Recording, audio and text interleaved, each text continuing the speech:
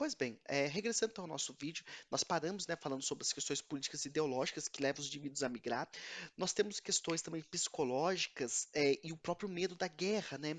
Então, nos últimos anos, principalmente nos últimos 7, 10 anos, mais ou menos no período da edição desse livro que nós estamos utilizando para a aula online, nós vimos, por exemplo, uma intensificação do fluxo migratório sentido Europa. Então você vê, por exemplo, aqueles barcos de refugiados, e aí então fica naquela. O que eu chamo aquela população vulnerável? De imigrantes ou de refugiados? Nada mais são do que um tipo de imigrantes que nós consideramos como refugiados, que nós classificamos como sendo pessoas que buscam um refúgio fora do seu país de origem. Então nós temos muitos imigrantes, né? E o fluxo é sentido Ásia, Europa. Então a população, por exemplo, que foge das guerras no Afeganistão, nós temos a população da Síria, que sofre com a guerra civil já há 10 anos, e aí então busca salvar sua própria vida, busca sair daquela zona de conflito, né, onde nós temos as tropas do governo, nós temos o Estado Islâmico, nós temos as tropas ocidentais interferindo na geopolítica local. Nós temos, por exemplo, os grupos, né, que migram África sentido Europa, atravessando pelo mar Mediterrâneo, e que aí a gente vê aquelas tragédias, como por exemplo aqueles naufrágios que nós temos na ilha de Lampedusa, ali no mar Mediterrâneo. E atualmente o mais recente que nós temos, fluxos, né, de migratórios, né, e de refugiados, são aqueles que saem da América Central, né, principalmente de Honduras e Nicaráguas, atravessam todo o México, eles vão atravessando o México até chegar na fronteira sul, ali próximo do Rio Grande, que faz a divisa, né, a divisão entre México e Estados Unidos, para pedir refúgio. Então, existem bastantes documentários, principalmente no National Geographic e no History Channel, que vocês conseguem observar mais saindo da esfera teórica, dessa esfera de classificar os imigrantes, falar o que leva, e mostrando de fato a situação lastimável e complexa na qual esses indivíduos, essas pessoas, esses grupos humanos são submetidos. Vejam bem, é importante a gente compreender que, independente de nós falar de questões naturais, religiosas, políticas, ideológicas, o principal fator hoje que leva os indivíduos a migrar é inequivocamente o econômico. Então, a maior parte, os principais fatores, eles são econômicos.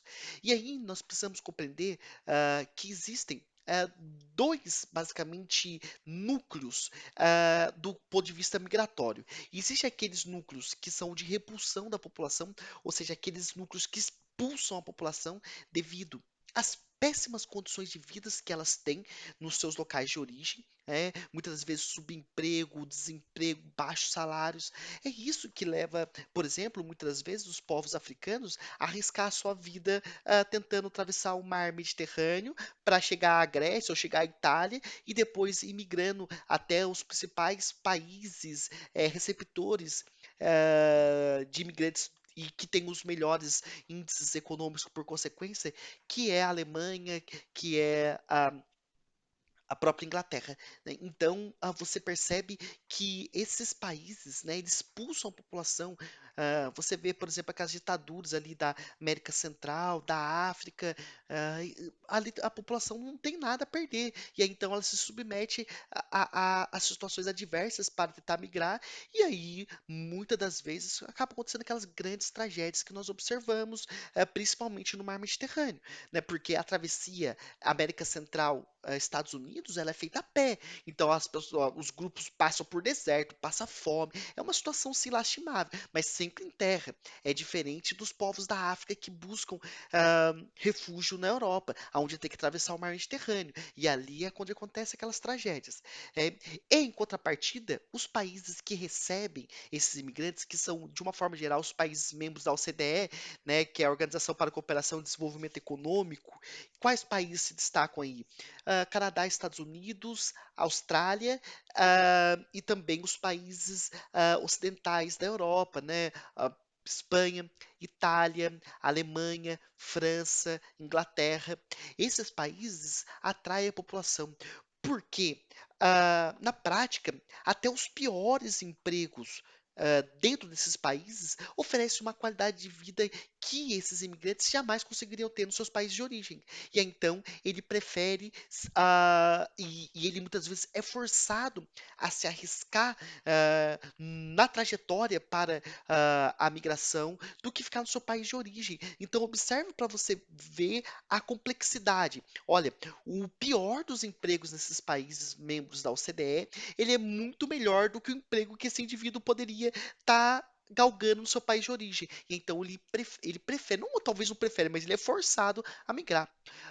Desta forma, nós observamos que a estrutura de desigualdade no mundo ela é muito grande, se comparado aos países desenvolvidos para com os países subdesenvolvidos, né? A destacar os países aqui, alguns países da América Central e Insular, né? Aí incluo também o Haiti nesse grupo de países, um país assim arrasado por governos corruptos, por desastres naturais como terremotos e assim por diante. Nós temos os países da África subsaariana, do Sudeste Asiático, que são países que, de fato, são extremamente pobres, e então esses países, o máximo que ele pode oferecer é muito menos do que os membros da OCDE.